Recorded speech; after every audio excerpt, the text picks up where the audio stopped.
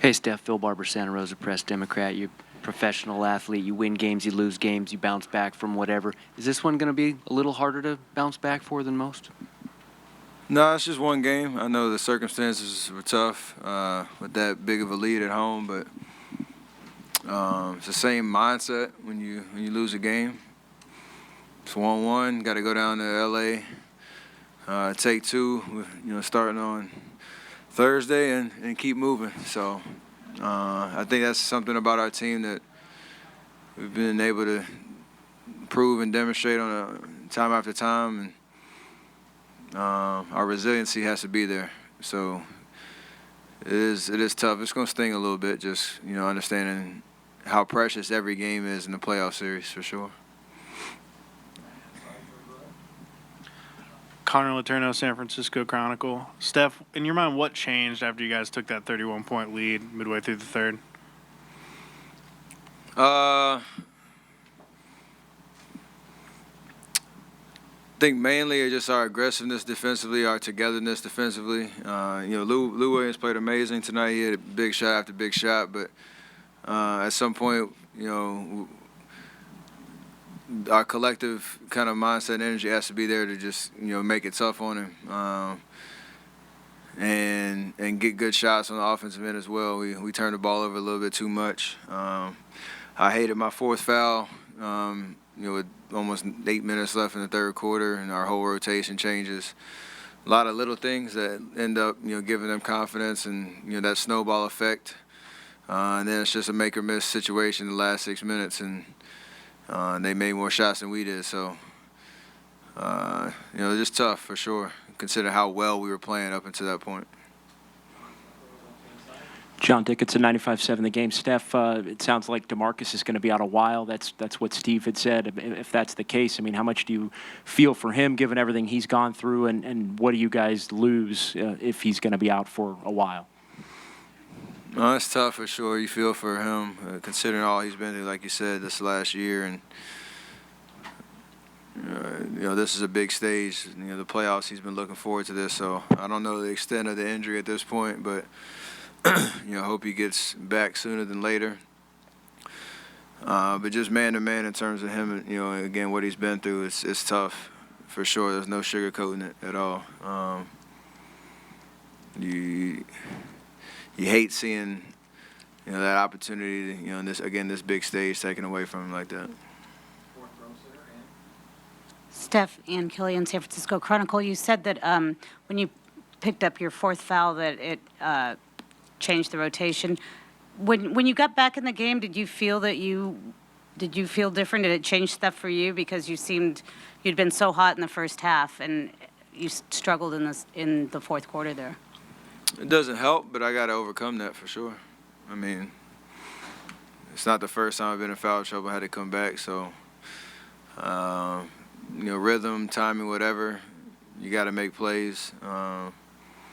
Eventually made a big shot down the stretch. Wish I could have made one more, but I just gotta be smarter and not put myself in a situation where a bang call or a judgment call from the ref changes everything for us. So that's on me.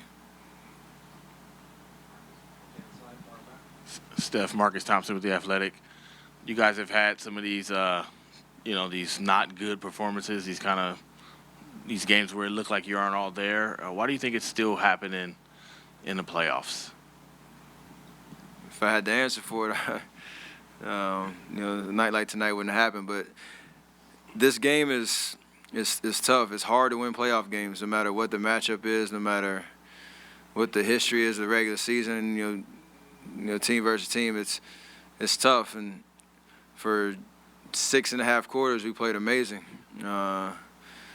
We had a 31-point lead, and the wheels fell off. So I know we can get it back. We've obviously, shown that level of basketball is there for us. We got to put together 48 minutes of it, and just have a collective, energy and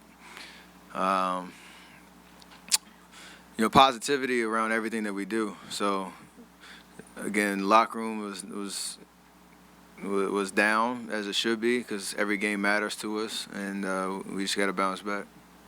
Steph, Nick Friedel, ESPN. As the leader of the group, what do you feel like you have to do to keep everybody's spirits up, given the way this game ended and given what happened to DeMarcus? I think just rely on experience and all that we've been through this last 5 years.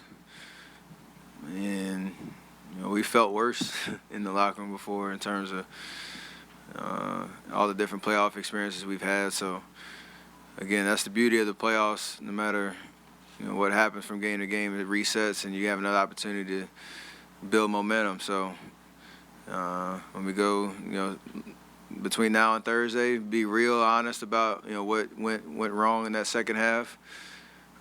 Make adjustments, hold ourselves accountable, and when we get on that plane, it's a fresh start for us to again take control of the series.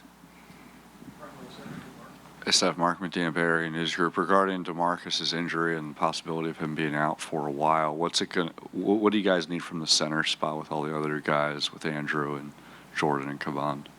Exactly what they've been doing. They've been playing amazing this last part of the regular season and these first two games. So it's kind of it's just interesting. Obviously, with signing Bogues when we did. He's definitely going to help us and play obviously more minutes, until DeMarcus gets back. And Looney's been playing amazing. JB's going to get more opportunity, and he's shown he can help us. And so they're going to do it by committee, but it may look a little different considering the skill and talent and the level that Boogie can bring when he's healthy. Steph, Ron Krychek from the San Francisco Chronicle. You mentioned the locker room being down.